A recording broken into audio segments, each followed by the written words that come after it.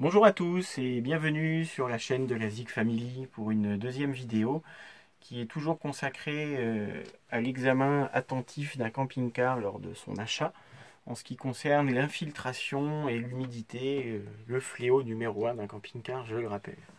Alors vous avez peut-être suivi ma première vidéo qui était un coup d'essai.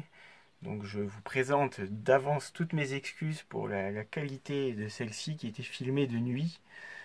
Je suis peut-être un petit peu meilleur pour les explications techniques et pour le moment certainement beaucoup moins en ce qui concerne la qualité de la réalisation vidéo puisque c'est fait très simplement sans matériel spécifique et voilà, je vais peut-être, je l'espère, m'améliorer au fil du temps. Donc cette deuxième vidéo est consacrée toujours à la recherche des infiltrations dans le cadre d'une visite d'un camping-car que vous souhaiteriez acheter.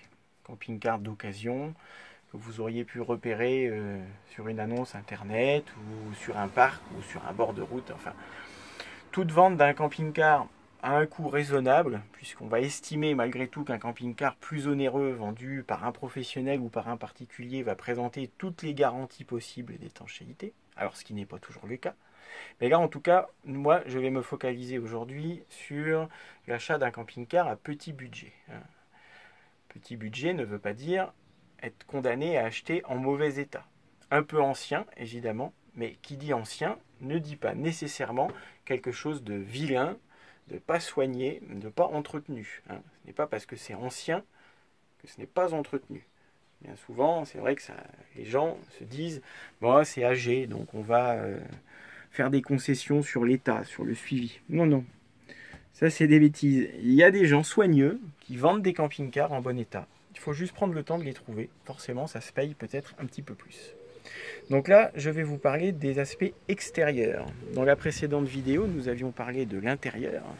Et là, maintenant, je vais rentrer un petit peu dans le détail de tout ce que vous allez pouvoir voir sur les parois extérieures. Donc, c'est pas compliqué du tout.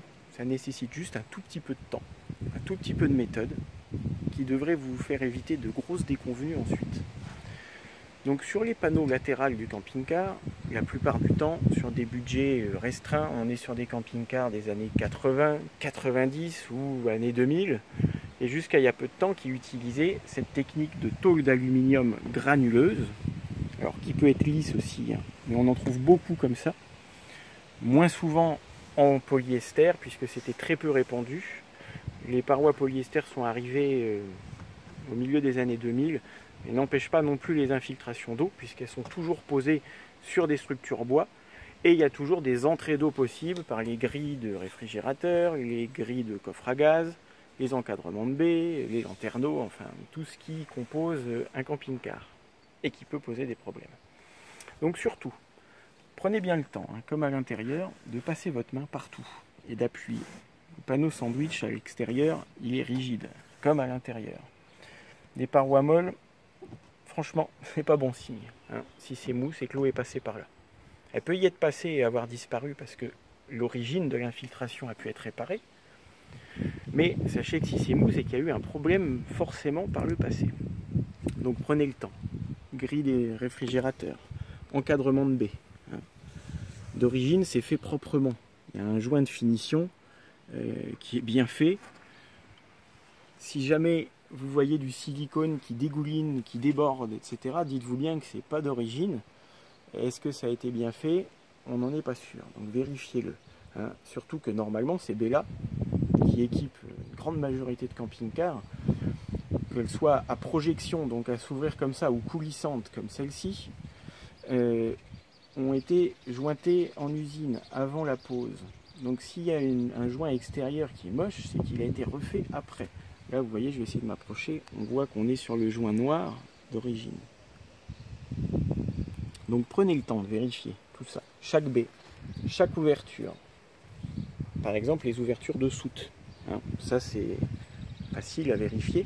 Et c'est souvent la source d'infiltration. Donc il ne faut pas hésiter. Vous ouvrez toutes les soutes.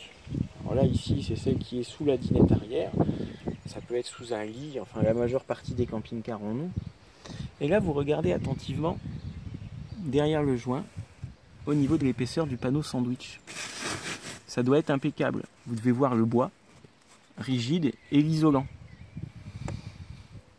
Également, le tasseau qui fait le pourtour de la cellule, voilà, est visible là. Ce tasseau doit être impeccable. N'oubliez pas que la majeure partie des camping-cars, la structure est en bois. Hein. Et qui dit bois, dit forcément, ça ne fait pas bon ménage avec l'eau, surtout s'il n'est pas traité, ce qui est le cas de la structure de nos camping-cars. Donc allez voir dans le bac à batterie, le coffre à gaz, tous les rangements de bas de caisse s'il y en a. Vraiment, prenez le temps de tout vérifier. Hein. Penchez-vous en dessous et allez voir les jonctions du plancher avec les panneaux latéraux. Hein. Le panneau latéral, lui, il s'arrête à peu près ici. Là, c'est caché par un bas de caisse en alu, ce qu'on ne trouve d'ailleurs plus désormais. On a souvent des bas de caisse en PVC qui sont très fragiles et qui dégagent au moindre choc. Donc allez en dessous et allez voir comment sont les tasseaux de bois qui fait le tour et la jonction entre plancher et panneaux latéraux. Ici, dans les angles, c'est souvent des nids à humidité. Hein. Ça prend toutes les projections d'eau, c'est maltraité d'origine. Donc, allez voir en dessous et regardez. Si c'est moisi, mauvais signe. Surtout quand on a souvent un cabinet de toilette sur l'arrière, avec le bac à douche par là. Toutes les eaux, si les joints sont mal faits dans le cabinet de toilette, ça faisait l'objet de la première vidéo, les eaux vont venir passer dans la paroi et venir pourrir toute la structure. Donc, prenez bien le temps de le vérifier. Parce que ça ne se voit pas tout de suite, c'est pernicieux, plusieurs mois, plusieurs années. Et quand vous arrivez et qu'il est trop tard, là, vous ne pouvez plus rien faire, à moins de faire des montages très importants. Donc voilà, comme je le disais en début de vidéo, rien de compliqué, juste du temps à passer. Une fois que vous avez fait les parois latérales, vous montez sur le toit et vous faites la même chose. S'il n'y a pas de galerie, vous faites prêter une échelle ou un escabeau et vous allez voir du mieux que vous pouvez autour des lanterneaux, des joints de cheminée, des champignons d'aération éventuels, de l'antenne télé. Tout ça, ça doit être propre. Hein. Mais ça fera l'objet d'une prochaine vidéo. On ira sur le toit ensemble et je vous montrerai ce qu'il faut vérifier exactement. Une petite précision avant de terminer, si le camping-car que vous convoitez est un intégral, comme celui-ci, vous voyez, donc intégral, je le rappelle, c'est la cabine intégrée à la cellule, il n'y a plus la cabine de l'utilitaire d'origine. Bah pareil, hein, vérifiez bien la tôle jusqu'au bout. Alors effectivement, il n'y a pas de risque de corrosion. En tout cas, beaucoup moins par rapport à un porteur un peu ancien comme un J5 ou un Trafic ou même les premiers Ducato qui peuvent rouiller des bas de porte ou les Mercedes Sprinter qui souvent sont bouffés bas de porte ou capot. L'intégral ne présente pas ce défaut-là, mais ça ne vous empêche pas de vérifier toute l'étanchéité aussi. Parce que bien souvent, la face avant est totalement en polyester d'un bloc et remonte jusqu'en haut du toit. Là, ce qui est le cas sur celui-ci, ça vient englober jusqu'ici en polyester, vous voyez, au niveau de l'auvent. Donc ça limite les risques d'infiltration puisque c'est monobloc.